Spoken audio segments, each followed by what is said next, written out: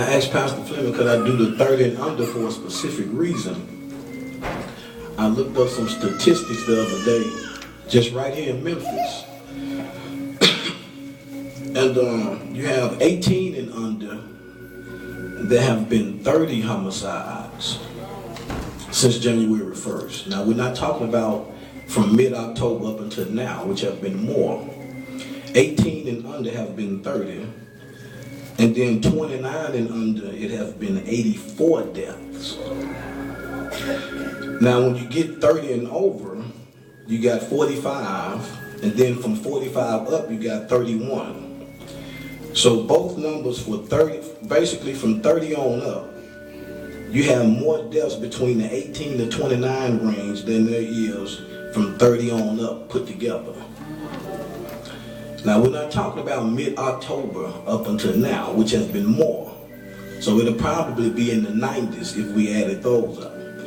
And the reason why I'm asking for 30 and under is because there's a train of thinking within, not all of you, but some of them. I went to Ridgeway High School this past Monday, and I told them this number, and one of the young men burst out, well, that ain't that many. And so I said, son, that's a wrong way of looking at a person's life. And I said, you're not just talking about the deaths here. If you add up these numbers, 30 and 84, you're looking at 114. Now, for those 114 to die, it took another 114 to kill them. And then the average American family is about 4 to 5 people in one household. So add 114 plus 114, you get 228. Then multiply that times 5 for the families that's grieving and the people that's grieving, and you're looking at almost somewhere around 800-900 people. So we look at the deaths, which are tragic. But what's even more tragic are the lives that's lost, gone to jail, and then the other 3 people in the family that's grieving, along with we're not even counting the cousins and the aunties and the grandma and the granddaddies. If you add it all up, man, you're probably looking at almost 2,000 people still suffering. Now, the reason why I'm telling you this, I don't believe you are doing any of the murdering, but it doesn't negate the fact that we got to go out into the world and deal with it. So no child ever says, I want to be a murderer when I grow up, or I want to be a robber or a killer. So something happens between the age of your youth and the actual point of contact of killing someone. And the 3 things, it all comes down to what you hear, what you see, and who you hang around influences what you think. Those 3 things have to be monitored if you're going to manage the point of action between what you're saying you won't do versus actually doing it. What you see, what you hear, and who you physically hang around. I know that from experience because my brother did 15 years in jail for an idea he didn't come up with, for something he didn't want to do, but he didn't have the guts to say no.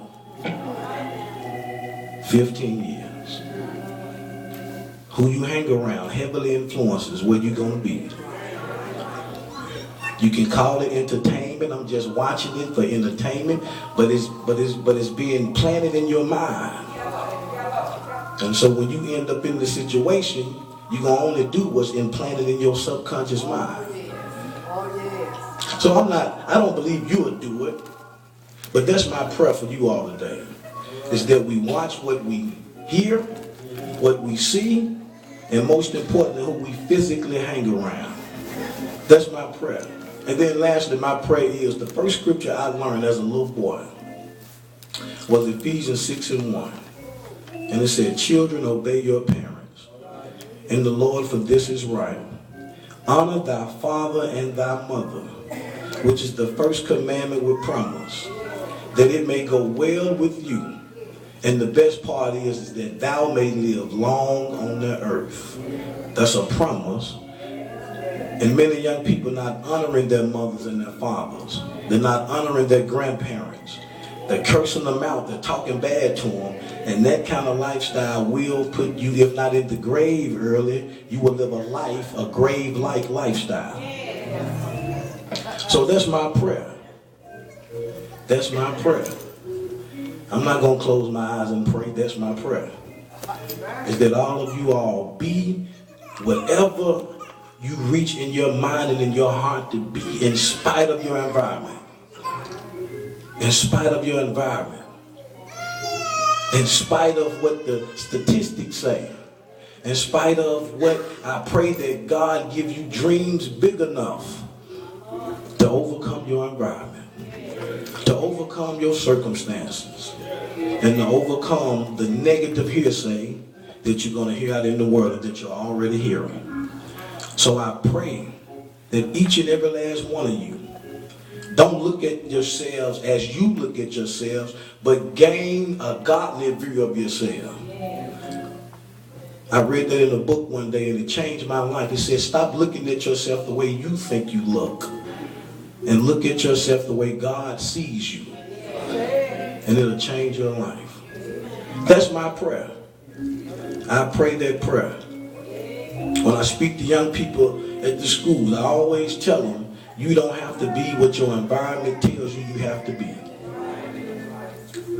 God got dreams big enough for all of us. But you got to believe it. You got to believe it. I can't believe it for you. You got to believe it. That's my prayer. I hope you take heed to it. And I hope God blesses you to be whatever it is God created you to be in this world. The earlier you get it, the better off your life will be. And lastly, if you have children, I want to leave you with this quote that Cicely Tyson said. She said that it's a shame if we bring our children here and we don't make it worth their while. We don't make it worth their while.